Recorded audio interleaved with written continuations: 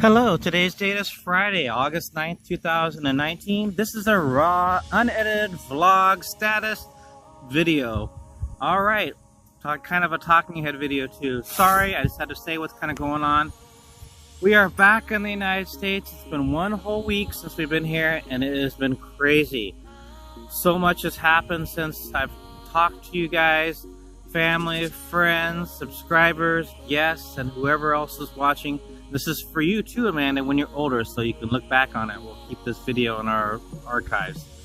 But I just want to tell you, we are back, and I'm so thankful to be back in the United States. There's truly no place like home. The weather over in the Philippines was crazy.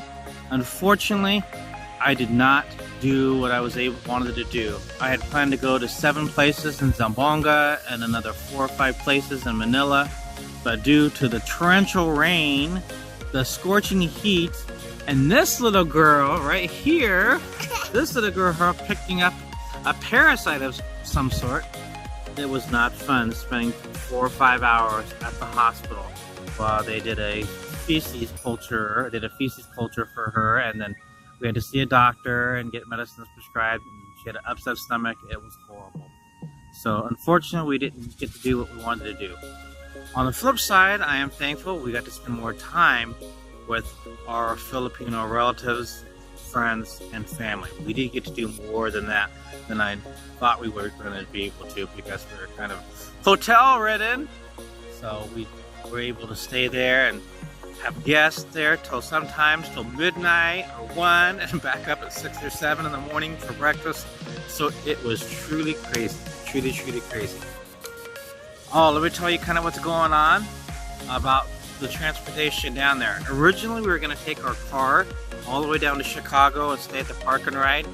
But literally, the day before we were going to go on our journey to Chicago, our car died. It was not funny. We just had our car checked about a week before we left to make sure everything's okay. We checked the belts, we checked the brakes, the tires, we checked all that we could. We've done some work on the car. We've had the alternator replaced about 3 months ago. We had the battery, brand new battery. We had done all these sorts of things to make sure that the car was okay. The tires bounced, rotated, all that stuff. Anything that, oil change, a synthetic oil change, not longer ago. We just tried to do everything we could to make sure our car was in working condition. The day before we're supposed to leave, the car just suddenly conks out and dies. Thank goodness, thank God that we were at the park. We were going to the park and the car just died for some strange reason. We don't know what happened. We ended up having it towed back to the house, and we tried to have a couple people look at it, and our mechanic was not available at that time to help me with that, so we just had to deal with it when we got back. But we tried to do everything we can beforehand to see if we could get it fixed, and it just wasn't happening. So we had to do a massive quick change to see if anyone could take us, and we found out the best way was to take coach bus lines. So Charlie, Lee's wife, was kind enough to help us put all our luggage in there at 6 in the morning, and we threw all our stuff in there, and she took us to the Milwaukee Intermodal Station, and we put everything on the bus, and it took us all the way down to Chicago International Airport. Now, originally we had planned to stay at a particular hotel that's at the international airport or close by, just in case our car died, or we just wanted to get down there because of traffic, or you never know what happens. So we wanted to be down there so we can kind of just relax, rejuvenate, get up, put our luggage there, and right across the street or within a close distance. We'd have to worry about 2.5 hours, 3 hours or more with traffic or weather or whatever the situation may be. We're just right there, a couple miles from the airport. We could go there and be done. Be there 3 hours before the international flight. We're just right there, and everything will be fine. So when we got down to the Chicago International Airport, we did stay at a hotel, but not the one that we originally wanted to stay at, because that was a little further. That one was like about 9 miles away from the airport. This one was only like 2.5, 3 miles from the airport. So we went to this one that was closer. I'll try to do a review or some information on that It was a pretty good hotel, and I'll share some more information about that in a perhaps later vlog or video.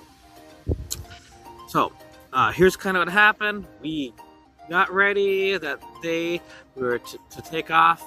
There was really no problems at the airport checking in. We had our flight, all our tickets were booked through Travel Mary, and they did a pretty good job with the price overall. So I'm thankful for that. And we were booked basically through ANA, All Nippon Airlines, but they did a code share with One American Airlines. Excuse me. They did one code share with a American Airlines transportation company, which was UAL, United Airlines. So not the American Airlines, United Airlines. We went flight UAL 881, and that was direct from Chicago to Narita, Tokyo, Japan, NRT, ORD to NRT, and that was a 13.5-hour flight. And then we took another flight, I think it was ANA flight 819 from Narita, Japan to Manila, and we were scheduled to arrive right around 10 o'clock at night, and we met with relatives that evening. It was nice to have some relatives and friends and so forth there for us. Sorry about the chopper that's going by. So it was nice that we met up with some family friends there, and we had a little something to eat, and then we went across the NAIA, the International Airport Walkway. There's a new walkway that's built between the International Airport. Oh, sorry about that. International Air Terminal, NAIA Terminal 3, across the pedestrian walkway called the Manila Walkway. It goes across from the terminal to the hotels, and where the tour buses and taxis and everything can pick you up and take you to World's Resort, or you can just literally walk over to Belmont. And Belmont is a pretty nice place too, and I'll share that probably in another video or something. But I thought about that, my experiences there. I thought about the hotel, the check-in, and what amenities they had, and what I saw, what I liked, and what I didn't like. And behind there was the whole, what was it? There's another hotel, if we go back, that's directly behind the Belmont, which is a street over, is somewhere that we might want to stay next time, but it's about a street over. So, like I said, that I wasn't able to do everything I wanted to do, but we did get to spend a lot of time with family and friends, so I'm really just sad and disappointed about that. So, to see what we have in store, what we video and pictures that I did take, I'm gonna share with you guys, and to keep it for record for our little Amanda here, our first international trip.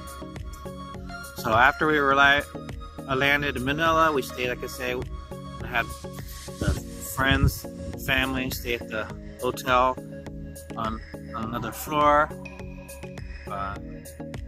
with us, and then we had breakfast in the morning, and then we're off on our way on a morning flight to Zamboanga. We took a flight there, southbound.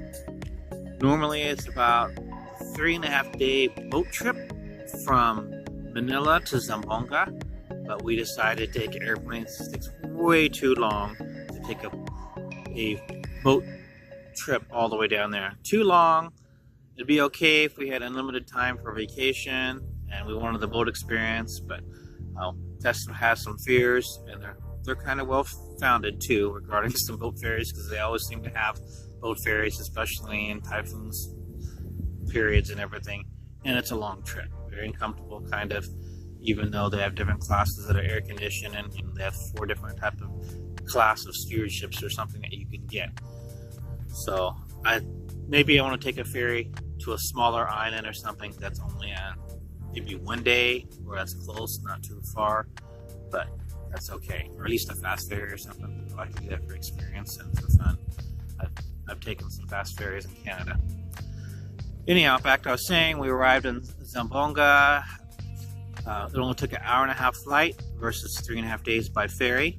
Got down there, family was waiting for us. It was such a joyous reunion occasion.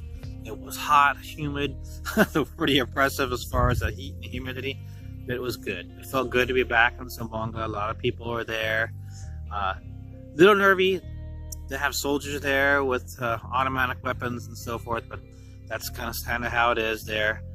I know that they've had some problems there, but I think they have some sort of memorandum of understanding with the local Moro Muslim there. They tried that in 2015. It didn't work, and I know that the result, if they did that with Duterte being president, it would be a really good idea for them when he's in office. And I think that they were able to get some concessions of some sort. So I don't think they're going to be messing around in Zamboanga at this time. Oh, a lot of talking, blah, blah, blah, blah. So family met us there, and we went all the way to our hotel. We were able to stay at one of the nicest hotels. I think it's the most nicest hotel in the city of Zamboanga, the Garden Orchid Hotel. It was pretty nice. I have a lot of pictures and some videos that I'm putting together. That's a pretty nice hotel. They have a lot of, I guess, senators who've gone by there, military. Tess saw general. I saw some colonels. I saw some other people. They had guards outside with automatic weapons, guards inside protecting him, like 5 people protecting him, plainclothes people. They have people who were helping him and everything too.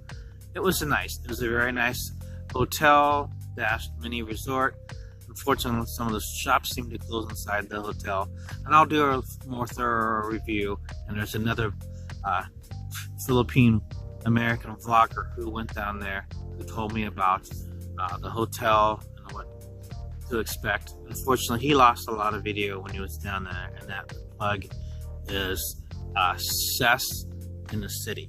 So thank you very much to both of you for the information and the massage recommendation to get a massage, and that's another thing I'll cover at another time. Very good place to stay. I highly recommend it. I love the buffet breakfast that's included with the ticket. It's pretty expensive for a normal Filipino person, or for your average person to stay there. I can go into that perhaps in a little bit on yet another video.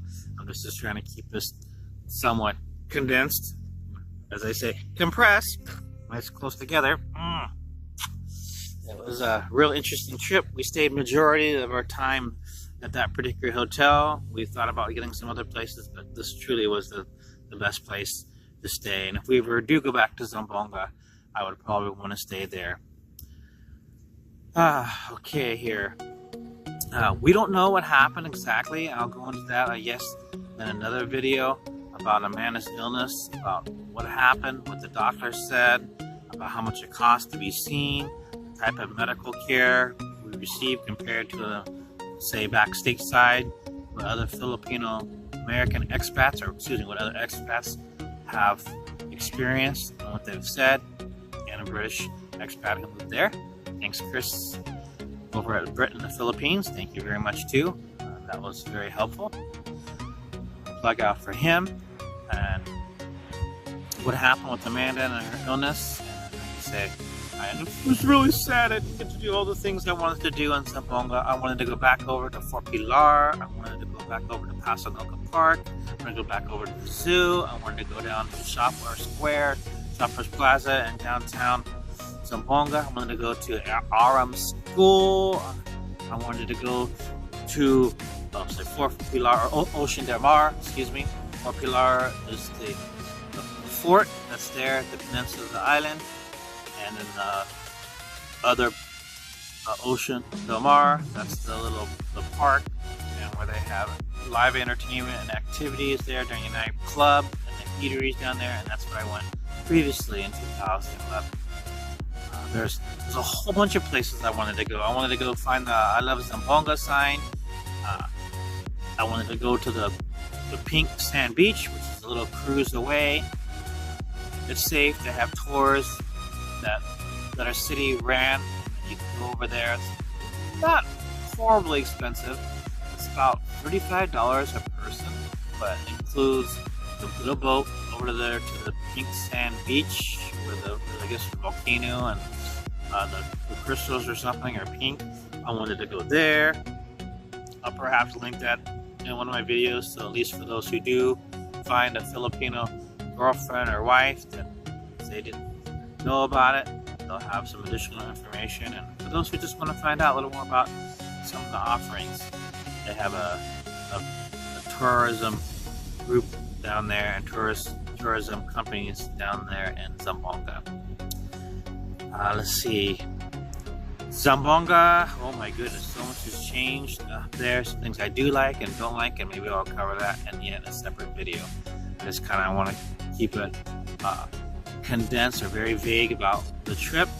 I'm very thankful that we went. It was a great trip. There's no place like home. To me, I wish I could have stayed like a month or at least 3 weeks so we could do more, but with all the things that happened, it just goes to show if you go to a foreign destination and something happens, the illness or weather, and you don't have enough additional time built in your schedule to do makeups of the events you want to go, that this could happen. You're not going to have the amount of time to do what you want to do. And not to mention that the travel time getting to your faraway destination, but also the jet lag. And that's one thing I'm dealing with right now. I cannot believe it. I've talked to a nurse here and some friends and family who have jet lag, and I'm still suffering. It's been 1 week, folks. I am still suffering. My body, biological clock is still on Filipino time. It's still set over there, and I need to try to reset it by sleeping pills or by a nurse recommended melatonin. So I gotta try resetting that when I can, because I am horribly about that. Last time I was in the Philippines, when I got there, I survived it, fought through it, and was able to sleep minimally.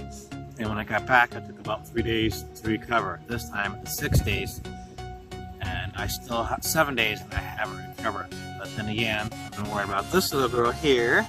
She's doing all fine now, and also worried about tests. And I feel sorry for her because she had to hit the ground running back to work literally within a couple of days upon arrival back in the United States. For me, I still have to the 25th of August, and I go back to work at that time. So I'm thankful I have some time to recuperate from this trip. But I definitely need to reset my biological clock to over here, because I'm definitely set over there. I just want to go to sleep in the morning, and I want to stay up late at night. I can't help it. I lay in bed, stare at the sky, stare at the wall, or ceiling, even with no music, nothing, and I just lay there. Try to count sheep, think about things, think about nothing, dream, do all little sleeping strategies. You can try to listen to music too, or read a book. It's happened. I'm not falling asleep. So that part is just really, really, really rough. But I was at the point the other night, I cannot sleep. I'm just going to get up, forget this. I've been doing this for like 5 days. I'm not able to sleep.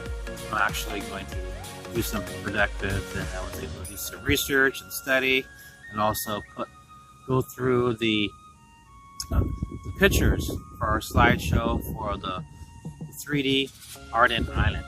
And I should do something on that one. Alright, well, I'm going to stop here and then start a separate video about the 3D art in Island, because that's the latest video slideshow that I put together, and I want to talk about that. But I want to say thanks for those who have watched our videos. I do appreciate that. I'm enjoying doing that. It does take a little time, a big huge learning curve of doing videos.